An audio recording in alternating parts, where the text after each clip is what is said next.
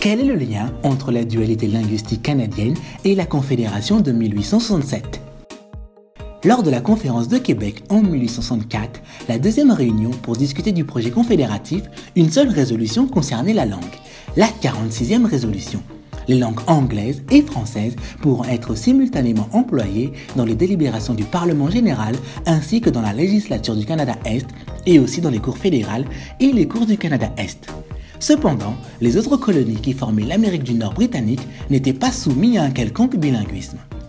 Le projet confédératif voit finalement le jour en 1867 avec l'acte de l'Amérique du Nord britannique.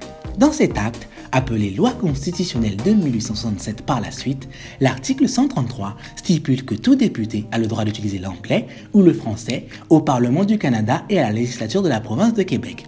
De plus, dans toute plaidoirie devant les tribunaux fédéraux du Canada et devant tous les tribunaux du Québec, tout citoyen peut faire usage de l'une ou l'autre de ces deux langues. Cet article n'était pas le bilinguisme officiel, mais il reconnaît et rend possible l'usage du français et de l'anglais sur un pied d'égalité au Parlement fédéral, à la législature du Québec, ainsi que dans les tribunaux de la province de Québec et dans ceux du gouvernement fédéral. On peut donc dire que l'article 133 contient un embryon de bilinguisme officiel dans les mots du sénateur Gérald Baudouin.